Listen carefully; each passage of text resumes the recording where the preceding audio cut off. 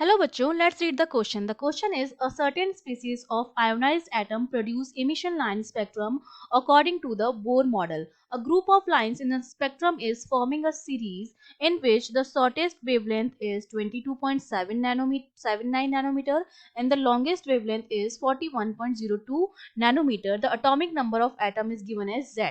Based on above information, answer the following question. The next two longest wavelength in the series of lines is. एक longest wavelength आपको given है और next longest wavelength आपको क्या करनी है, find out करनी है. तो बेसिकली हमें एक चीज पता है, इसमें कॉन्सेप्ट ये है कि हम जानते हैं कि हमारी जो एनर्जी होती है that is S C upon lambda. Means I can say my E energy is inversely proportional to the lambda. अगर मैं बात कर रही हूँ एनर्जी अगर मेरी मैक्सिमम होगी तो उससे एसोसिएटेड लैम्डा जो होगा वो मिनिमम होगा. ठीक है, अगर मैं लैम्डा मैक्सिमम की बात कर रही हूँ तो उसके लिए मेरी एनर्जी जो होगी वो क्या होगी, मिनिमम होगी.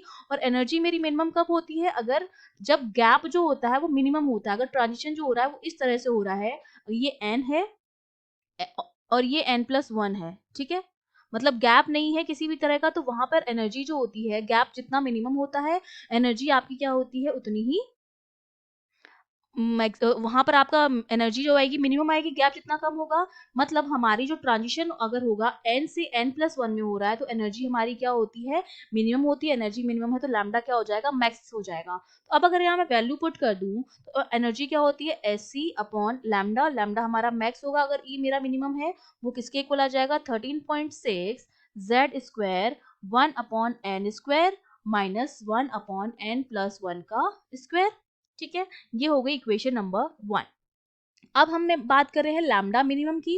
लैम्डा मिनिमम हमारा कब होगा, जब एनर्जी मेरी क्या होगी, मैक्सिमम होगी. और एनर्जी मैक्सिमम कब होगी, जब गैप जो होगा हमारा वो क्या होगा, मिनिमम होगा, मैक्सिमम होगा. गैप मैक्सिमम कब हो सकता है, इनफाइनाइट से कोई लाइन जो आ रही है वो वन में आ रही है. ये इसके लिए जो एनर्जी होगी वो तो मिनिमम होगी क्योंकि गैप मिनिमम है. इसके लिए गैप मैक्सिमम है, इनफाइनाइट से कोई लेंथ आ रही है वन में, एन इक्वल्स टू वन में आ रही है, तो इसके लिए एनर्जी जो होगी क्या होगी, मैक्स होगी. मतलब ट्रांजिशन जो होता है मैक्स के लिए वो होता है एन से इनफाइनाइट तक.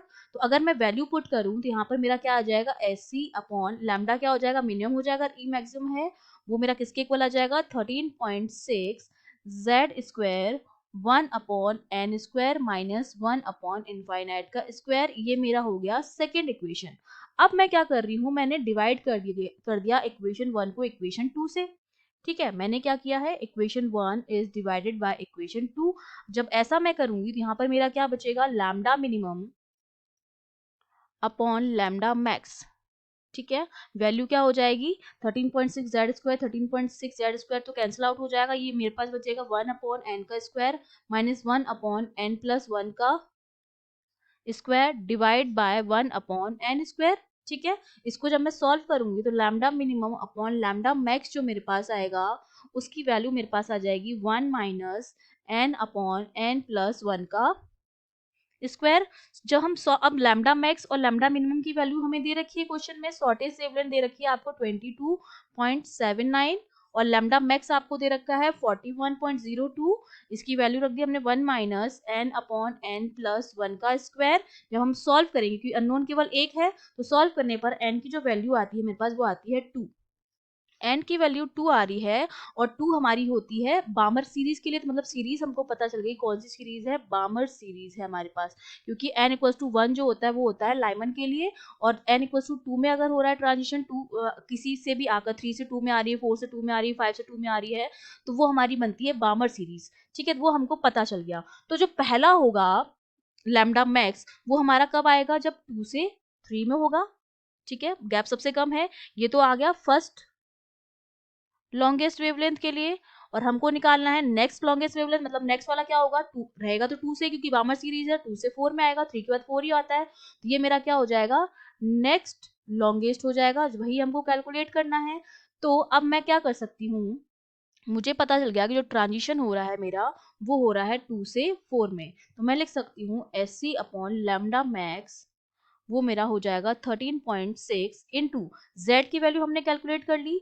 क्योंकि हमें पता है जब मुझे n मिल गया है तो n की वैल्यू मैं 1 या 2 इक्वेशन में रख दूं. If I put the value of n in equation 1 और 2 किसी भी इक्वेशन में पुट करेंगे तो z आपको मिल जाएगा, z आपके पास आएगा 4 के बराबर, ठीक है। तो z आपने कैलकुलेट कर लिया 4 है। अब हम 13.6 इंटू जेड का स्क्वायर इज 16, ठीक है। 1 अपॉन 2 से 4 में हो रहा है, 2 का स्क्वायर इज 4 एंड 4 का स्क्वायर इज 16, ठीक है। जब हम कैलकुलेट एस की वैल्यू हमको पता है, तो लैम्डा जो आएगा कैलकुलेट करने पर उसकी जो वैल्यू आती है हमारे पास, वो हमारे पास इक्वल आती है, लैम्डा जो आता है 30.47 नैनोमीटर, ठीक है। तो ये हम देखते हैं कि हमारा ऑप्शन कौन सा दे रखा है, सेकंड ऑप्शन दे रखा है 30.47 नैनोमीटर, तो ये हमारा क्या हो जाएगा, करेक्ट आंसर हो जाएगा। Okay, I hope you understood well, all the best.